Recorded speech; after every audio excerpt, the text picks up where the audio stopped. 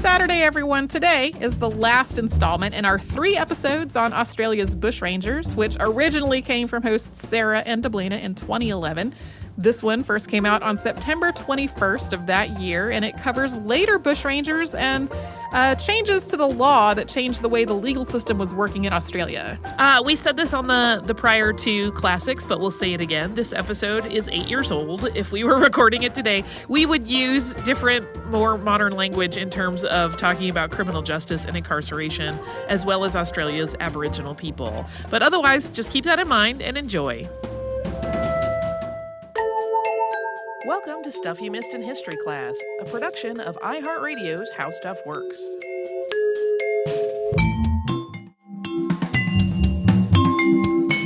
Hello and welcome to the podcast. I'm Deblina Chakraborty. And I'm Sarah Dowdy. And the news of Ned Kelly's now identified remains has us all excited about bushrangers again. And that's mostly because our listeners are so fired up about it.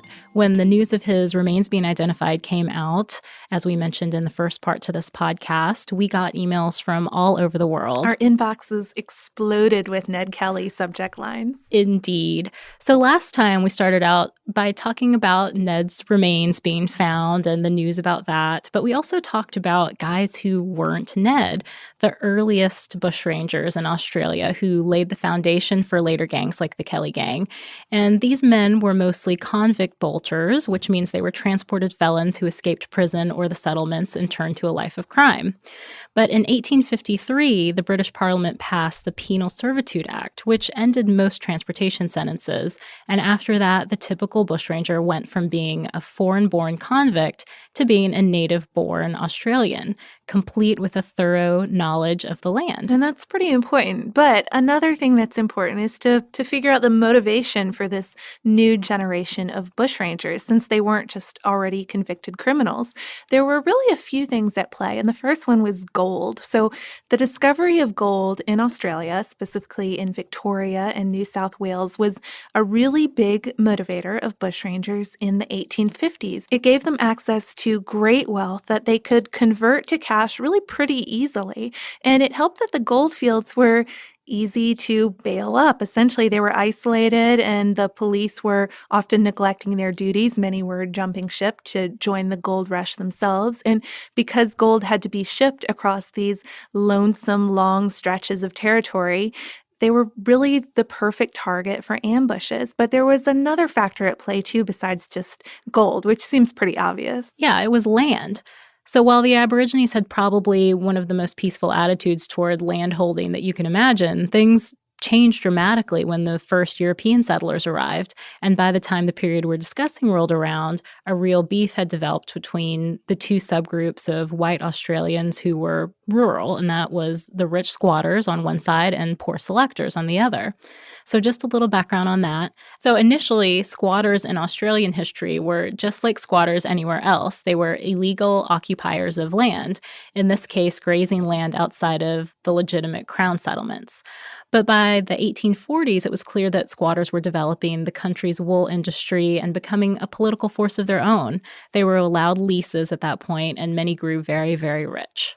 But we end up with an influx of new immigrants and miners who were arriving every day. And finally, the colonies started to pass selection acts so that these newer arrivals could buy some land themselves at auction. And they were, of course, competing against the powerful squatters. So it's really no surprise that these 2 groups of people didn't much care for each other. They had conflicting interests. So our first bushranger, though, now that we've established the motives for this later generation, we're going to start with a bushranger who really epitomized the later generation, even though he was a compatriot of Frank Gardner, who was the last ranger we included on our earlier list.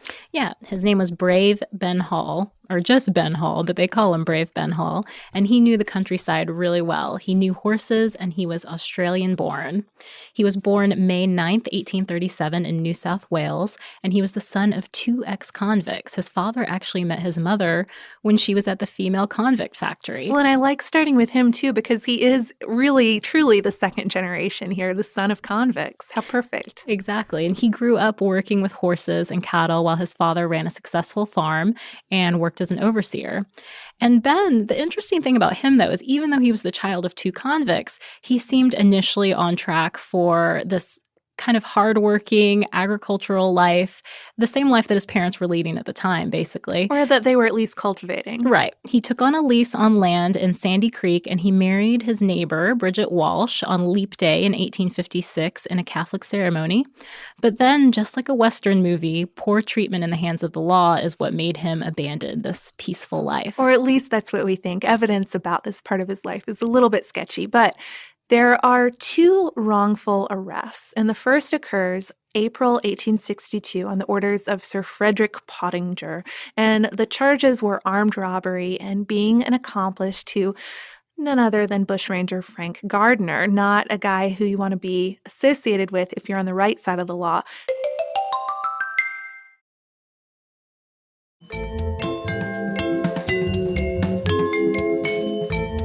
So Ben Hall spent several weeks in jail, but there was really no evidence, and he was let go. Then comes another arrest, this time for a gold robbery. And again, there was no evidence. It didn't even go to trial. And he comes back home and finds that his house has been burned down, and perhaps Pottinger did it. His stock is dead from thirst. And because of legal expenses, he has to give up his lease. So he's suddenly a ruined man. And to make matters worse, at some point in the middle of all this trouble, his wife left with their infant son, maybe for a former policeman. So 22-year-old Hall at this point teams up with Frank Gardner for real and starts robbing the countryside. Their exploits were really in-your-face type tactics. They'd steal racehorses. In 1863, they bailed up the entire town of Canaldra, putting everybody up in a local hotel and treating them to a 3-day feast and bender. The party was only cut short because they got word that the river was rising and they'd be trapped if they'd stay longer. And one thing to note, too, about Ben Hall, even though they were really well armed and really well organized, Hall would stop members of his own gang from committing acts of violent revenge or cruelty if he could. He'd prefer a ransom over death, even though by 1864, a gang member had shot a sergeant, and by 1865, another member shot a constable. It's easy to see how violence would pretty quickly become the norm for these bushrangers. But the exploits of the gang and the ineptitude of the police force eventually caught higher-ups' attention, as you would expect them to. His old enemy, Hall's old enemy, Frederick Pottinger, was even recalled to Sydney in 1865 for neglecting his duty. He had been out riding in some races, and he didn't notice that Hall's gang was also right there. You'd think he'd recognize him. Yeah, you'd think so. Maybe he was like wearing a different outfit or hat. something, a disguise perhaps. Some glasses. I don't know. But that same year, things changed a little bit. The government put out a new law, the Felons Apprehension Act. So in addition to the gold and the land disputes we discussed, this is really the third piece of the puzzle for understanding later generations of bushrangers. Under the new rules, individuals could be proclaimed as outlaws and then shot without warning. So this was basically martial law. And anyone harboring a felon could be considered a felon as well. Pretty bad news for the bushrangers with Robin Hood-type reputations. Yeah, because as we've discussed in the Ned Kelly episode and in our earlier bushrangers episode, these people really were indulged by townspeople sometimes. I mean, depending on how good or bad they were. I mean, I have to imagine some of it was fear. You don't want to insult the bushranger, but these 3-day benders, the 3-day feast, that sort of thing, townspeople like them to a certain extent.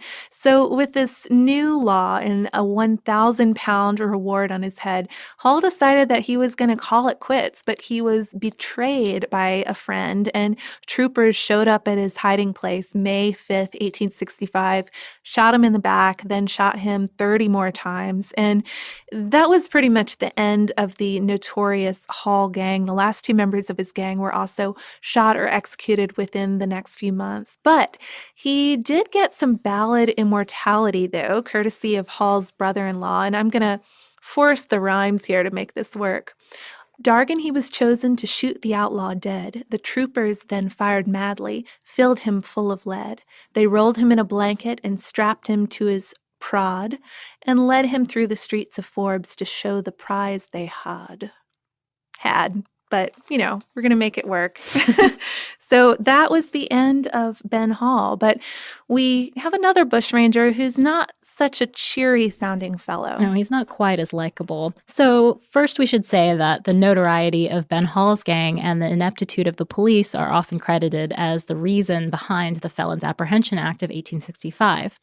But not all of the bushrangers of the 1860s were these Robin Hood-type characters hosting three-day parties. One in particular, Mad Dan Morgan, was known for meaningless murders, cruelty, and violence. Mad Dan, as he was called, was born John Fuller in New South Wales in 1830, and he was the illegitimate child of Mary Owen and George Fuller. And unlike Ben Hall, Dan Morgan, he didn't start out on the straight and narrow. Pretty much as early as his teens, he was suspected of stealing stock. But his actual arrest record began in 1854 when he was sentenced to 12 years of hard labor for a highway robbery in Victoria. He always claimed he was innocent of this original crime, though. That's the interesting point. It was what point. made him a bitter man. So after 6 years, he was released on a ticket of leave for good behavior and didn't report back. He was on the lam. And from that point, he became known as Down the River Jack. And he started work as a horse breaker and a station hand. So maybe kind of getting into legitimate work, except that he got into bushrangering pretty fast when he stole the prize horse of the family he worked for. And one member of that family, Evan Evans, along with another squatter, tracked Jack back to his camp and badly hurt him, but he did manage to escape. And from then on, he changed his name yet again and became known as Daniel Morgan, Billy the Native. And this is when he really gets into serious bushrangering. He was tied to the bailing up of a police magistrate and to robberies across Northeast Victoria. He even gets a 200-pound reward put on his head, dead or alive.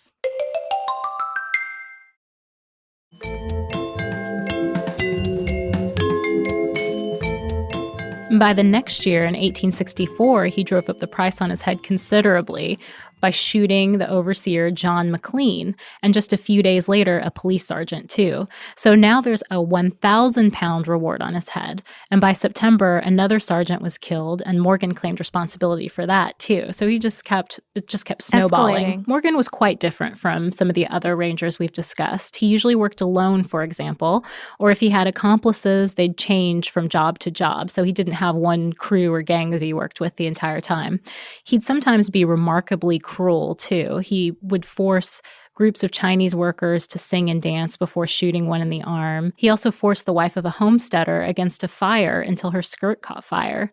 And after bailing up coaches, he'd stampede the horses, and once tied squatter Isaac Vincent to a fence and then set fire to a nearby shed. So he's not a very nice guy. Very bad. But he really, really hated squatters, and it's good that we gave that explanation so you know what squatters are, and you're not just like, what do you have against squatters, illegal landholders? But he hated those who had bad reputations as employers, especially. And during raids, he'd pull these stunts that kind of sound like Robin Hood, but kind of bad too, like Robin Hood with a dark twist. In one case, he made one squatter write more than 400 pounds worth of checks to his employees while he was bailing him up. And during another, he made the employer give food and drink to all of his employees. And his temper was really unpredictable too. It could shift on a dime, turning from courtly, that's how you'll often see it described, and considerate, to violent. And thus his name, Mad Dan, sometimes Mad Dog.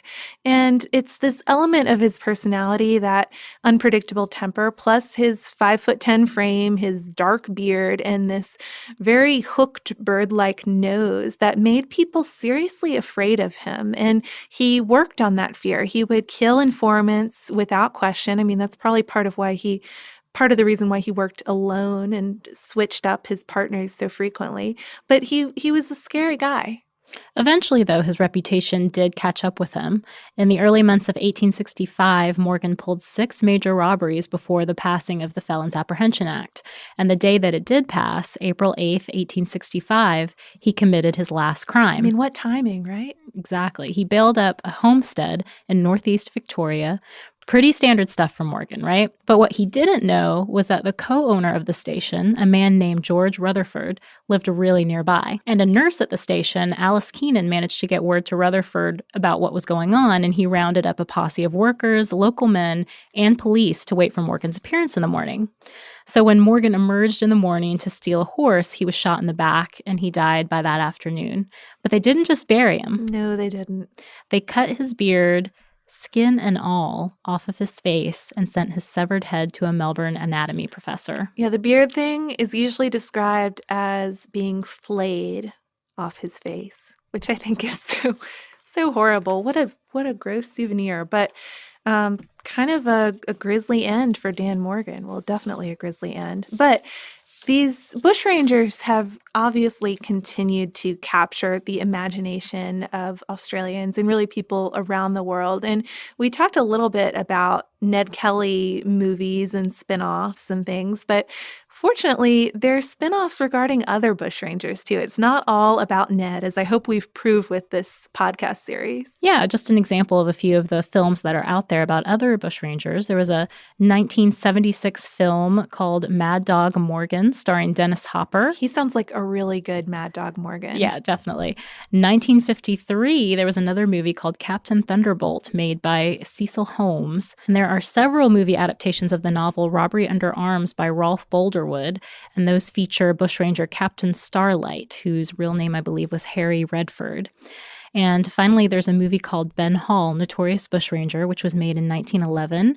And there were also Ben Hall TV shows. There was a series, I think, on Ben Hall in 1975, which was a collaboration between the BBC and the Australian Broadcasting Corporation. So those are just a few of the options that are out there if you want to see some other bushranger movies, but there are so many, and I would invite all our listeners to send us some recommendations because everyone was so good about sending us Ned Kelly movie recommendations. I know. We heard all about the Heath Ledger Ned Kelly movie. The 2003 one. And the Mick Jagger one. Which everyone says you shouldn't see because it's so terrible. Except a few people who said you should just see it because, I mean, because it's got Mick Jagger in it? Yeah.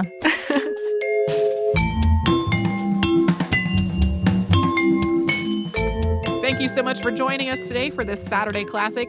If you have heard any kind of email address or maybe a Facebook URL during the course of the episode, that might be obsolete. It might be doubly obsolete because we have changed our email address again.